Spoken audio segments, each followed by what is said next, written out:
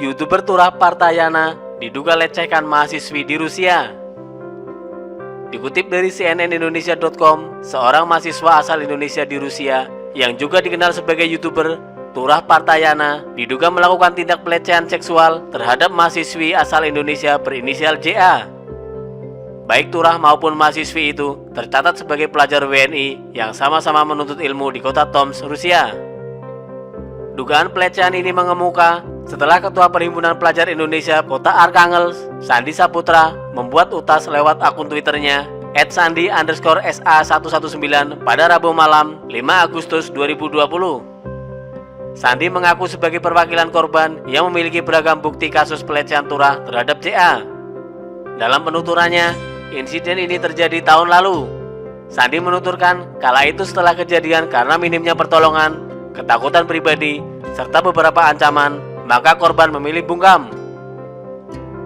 Korban adalah mahasiswi S1 yang baru lulus SMA dan datang ke Rusia. Kejadian itu terjadi, ada proses ancaman, dia ditekan bahwa kasus ini tidak boleh keluar dari kotanya di Tomsk, Rusia. Kata Sandi saat dihubungi cnnindonesia.com Kamis 6 Agustus 2020. Berdasarkan keterangan Sandi yang berasal dari pengakuan korban, dugaan pelecehan itu terjadi pada 23 November 2019 di kamar 430 Asrama Parus, Tomsk. Saat itu, Turah mengajak korban menonton sebuah tayangan film horor bertiga bersama seorang lain yakni laki-laki berinisial D di kamar asrama. Selanjutnya, sesuai keterangan korban, saat dini hari, Turah melakukan tindak pelecehan seksual kepada JA. Saat itu, posisi D dijelaskan tengah tertidur sehingga tidak mengetahui apa yang terjadi terhadap Turah dan JA. Tapi, korban disebutkan berhasil mengelak lalu pergi ke kamarnya sendiri. Merasa telah mendapat pelecehan seksual, JA menceritakan insiden itu terhadap kekasihnya. Akhirnya, kekasih JA pun menemui Turah dan terjadi pertengkaran di antara keduanya. Keributan itu membuat kacamata Turah rusak. Setelah melalui mediasi PPI Kota Tomsk, disepakati JA dan kekasihnya mengganti rugi atas kacamata yang rusak itu sebesar 20.000 rubel atau sekitar 3,9 juta rupiah. Sandi menuturkan, menurut korban, pergantian rugi tersebut juga terpaksa dilakoninya sebagai syarat agar Ketua Perhimpunan Pelajar Indonesia PPI Kota Tomsk, Gokma Sahatua Sinaga, dapat membantu korban dalam mengawal dan mengadvokasi kasus pelecehan ini. Dalam utas Sandi, memang tercantum sebuah surat pernyataan yang ditandatangani Gokma pada 26 November 2019. Dalam surat itu, Gokma menyatakan bahwa Turah telah melakukan tindak pelecehan seksual terhadap JA. Kami, seluruh anggota Permira Tomsk, mendukung korban secara moral dan telah memberikan sanksi sosial kepada saudara Turah Partayana. Demikian pernyataan dalam surat tersebut. Sementara itu, Sandi mengatakan korban semakin takut saat mendapatkan beberapa tekanan, apalagi harus membayar uang 20.000 rubel kepada pelaku. Korban juga mengaku sempat mendapatkan tekanan dari orang tua pelaku sebab dinilai telah menyalahi hukum dan dapat dikenai kasus pencemaran nama baik atas anaknya. Menurut keterangan, korban dan ibunya juga ditekan seolah-olah kasus ini ditutupi, jangan sampai keluar oleh Ketua PPI Tomsk. Disinyalir pelaku adalah teman baik dari Ketua PPI ini. Diduga juga ya, sambungnya. Merespon kasus ini, Sandi mengaku ia dan pihak korban akan melanjutkan pengaduan kepada Kedutaan Republik Indonesia di Moskow, Rusia. Hari ini akan diserahkan surat pengaduan kepada KBRI. Sudah ada 2 surat yang dilayangkan. Pertama dari atas nama korban dan juga surat dari orang tuanya. Kata Sandi yang tercatat sebagai mahasiswa magister di Rusia tersebut.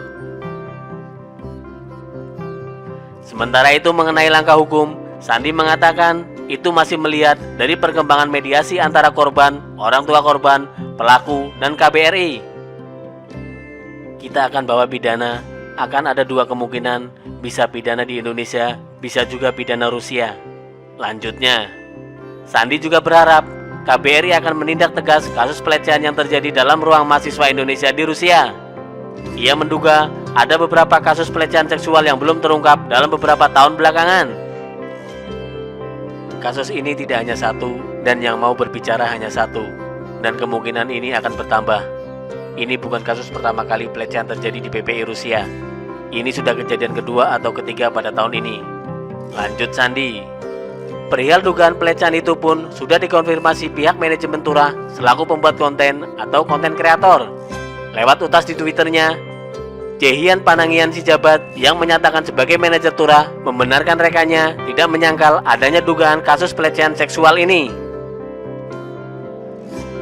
Saya sebagai manajer dari TP merasa malu dan gagal mendidik talent saya dan menyatakan penyesalan sama kepada pihak korban. Terkhusus saudara JA, saya merasa menyesal tidak mengetahui informasi ini lebih cepat. Tulis Jaehyun dalam utas tersebut. Jaehyun turut menjelaskan kronologi versi Turah, Gokma dan Sandi. Menurut Gokma dan Turah, permohonan maaf dan penyesalan telah dilakukan pada pertemuan pertama yang dihadiri pihak korban, pelaku, dan PPI Toms.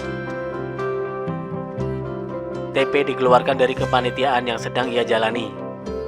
Tutur Jaehyun. Selain itu, Turah telah diberikan sanksi sosial seperti surat pernyataan dari PPI Toms hingga pindah asrama.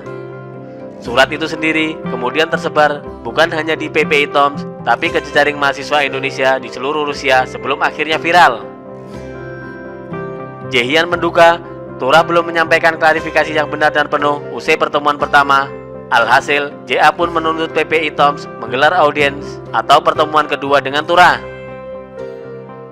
Di pertemuan kedua, JA melakukan audiens untuk TP dan Gokma menceritakan kronologi kejadian di hadapan TP dan mahasiswa Indonesia lainnya. Pertemuan 2 berakhir dengan penerimaan uang ganti kacamata Turah. Lanjut Jaehyun. Dalam utas itu, Jaehyun juga membantah dugaan ancaman yang diberikan pelaku kepada korban. Kemudian menurut Gokma dan TP, masalah ini tidak disebar di media sosial atas dasar untuk menjaga nama baik JA.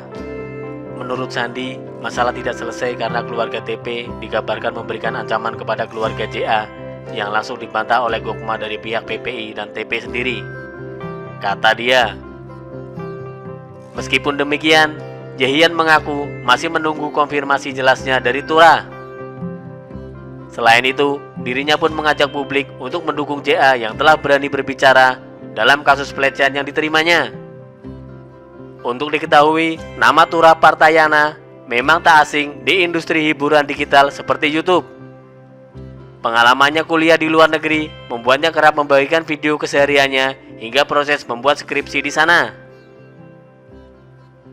Kanal YouTube milik Turah Partayana diketahui telah diikuti setidaknya oleh 1,16 juta orang dan memiliki jumlah penonton yang tidak sedikit.